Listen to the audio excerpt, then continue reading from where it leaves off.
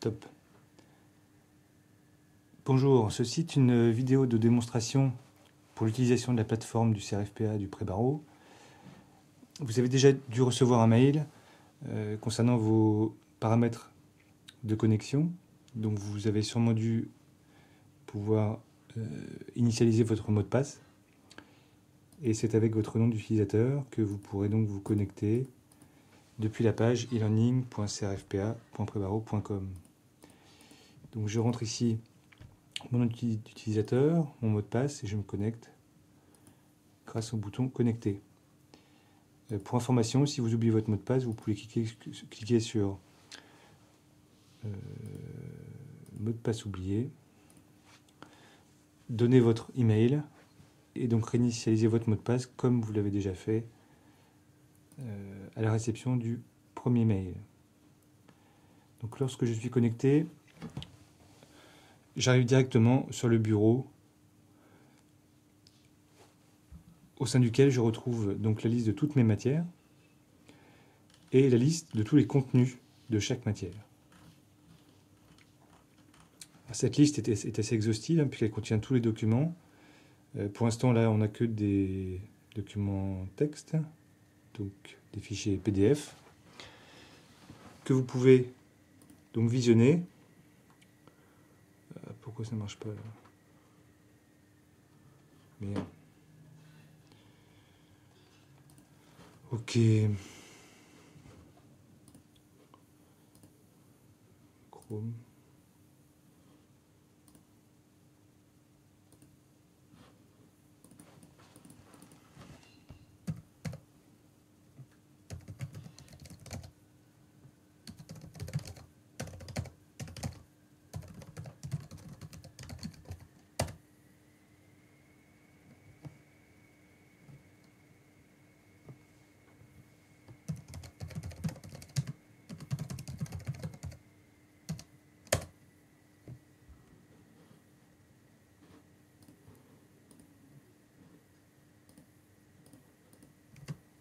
Ok, donc c'est parti.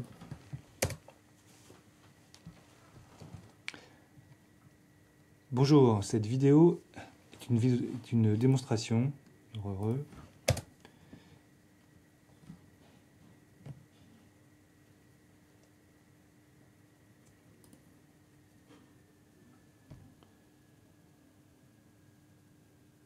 Bonjour.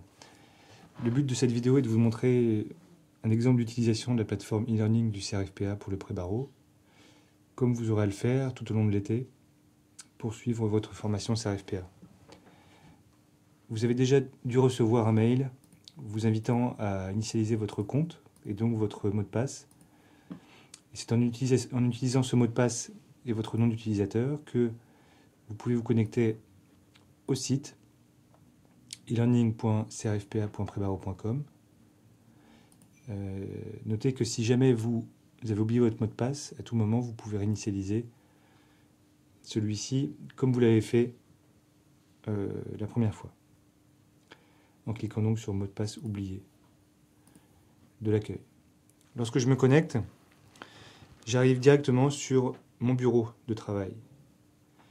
Donc j'ai ici à gauche la liste de mes matières auxquelles je suis inscrit. Ici, un long tableau assez exhaustif de tous les documents et médias, c'est-à-dire en fait les vidéos, les fichiers son et éventuellement donc les flux en direct de chaque cours, rangés par matière. Alors, ces matières sont typées, on a correction ou cours selon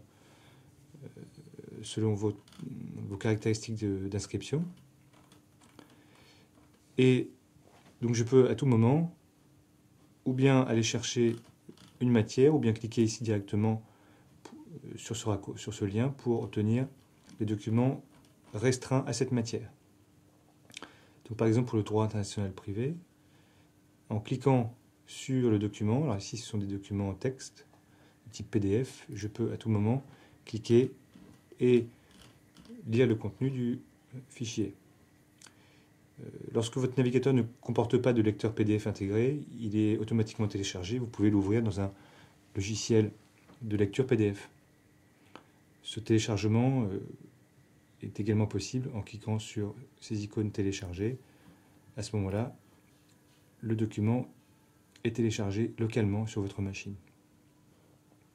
Alors, sachez que la liste des matières, ici, est dans un ordre logique par rapport aux paramètres de votre formation. Par contre, le contenu de la timeline, si j'ose dire, donc la vue complète sur votre bureau de toutes vos matières, est affiché dans l'ordre antichronologique. Donc, les documents les plus récents arrivent en haut de la liste. Donc, au fur et à mesure de l'été, tous les documents vont apparaître successivement en haut de la liste. En bas de la liste, vous trouvez les documents les plus anciens, éventuellement les formations qui ne contiennent pas encore de documents.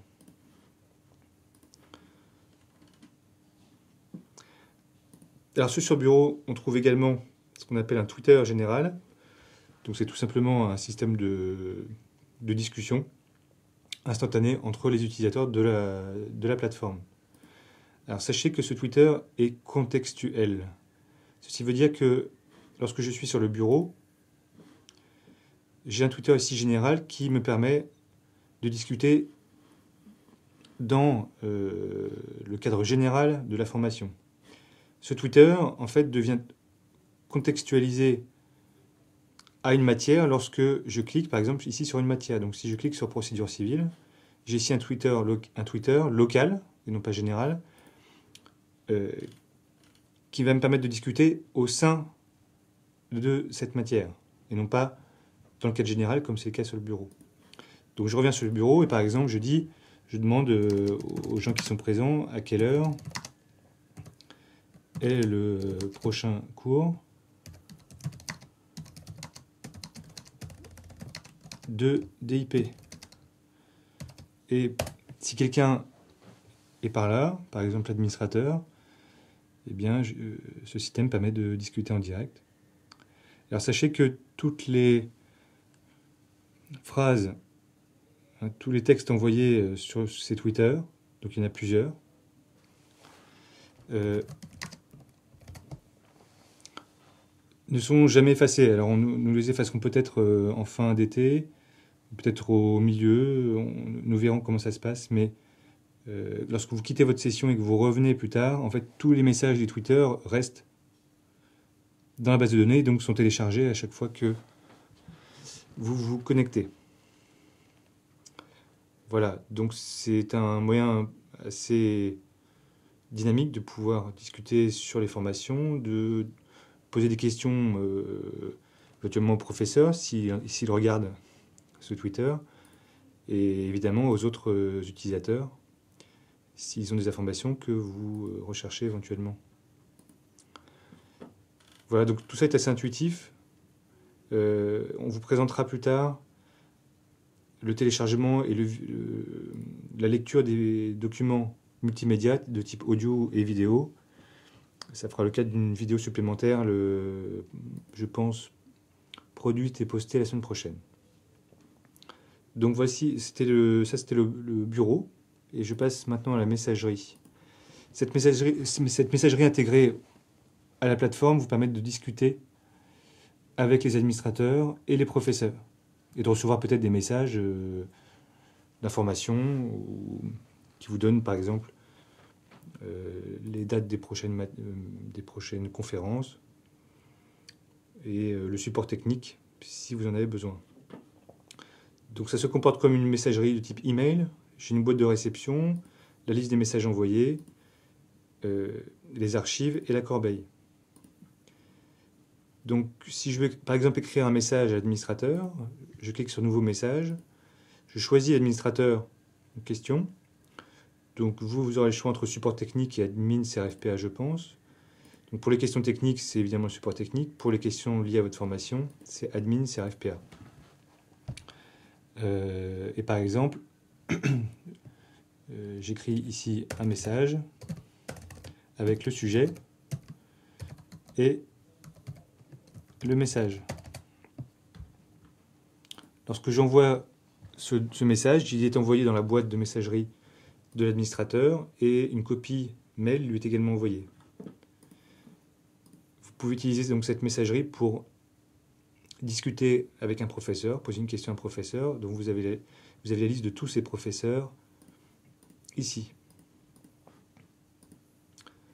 Alors on peut ranger les messages reçus par conversation ici ou par message. Et lorsque vous avez obtenu toutes les réponses à vos questions, vous pouvez ici décider d'archiver une conversation. Et cette conversation atterrit à ce moment-là dans le dossier archive, une boîte de réception devenant vide ici. Lorsque vous considérez que cette archive doit passer à la corbeille, vous pouvez ici la supprimer en sélectionnant cette conversation. Là encore, c'est très simple, très intuitif, et je ne pense pas qu'il y ait de problème. Alors, on vous fournit une page d'aide sur laquelle vous êtes actuellement, qui vous donne tous les renseignements concernant les recommandations vis-à-vis des types de navigateurs, ces vidéos d'aide, et puis les informations de contact en cas de problème. Alors vous avez accès enfin sur le dernier onglet qui comporte votre nom, à votre profil, donc qui vous donne une synthèse de ce à quoi vous êtes inscrit et de vos paramètres d'utilisation. Sachez que pour les anglophones, vous pouvez, si ça n'a pas été le cas automatiquement, sélectionner la langue anglaise et en appliquant, passer donc le système en langue anglaise. Alors bien sûr, ceci n'est pas vrai pour le titre des documents qui ne sont pas traduits. C'est uniquement vrai pour l'interface. Je repasse en français. Vous avez ici un raccourci pour modifier votre mot de passe, si nécessaire. Et donc la déconnexion, qui vous permet de vous déconnecter de la plateforme. Et nous vous demanderons de le faire presque systématiquement pour des raisons de sécurité, surtout sur un ordinateur qui n'est pas le vôtre, bien sûr. Sur le vôtre, vous pouvez rester connecté et vous verrez qu'à l'extinction et au redémarrage donc, de votre navigateur, l'accès est dans ce cas-là automatique et direct. Voilà, à très bientôt pour une vidéo de démonstration de la lecture des vidéos.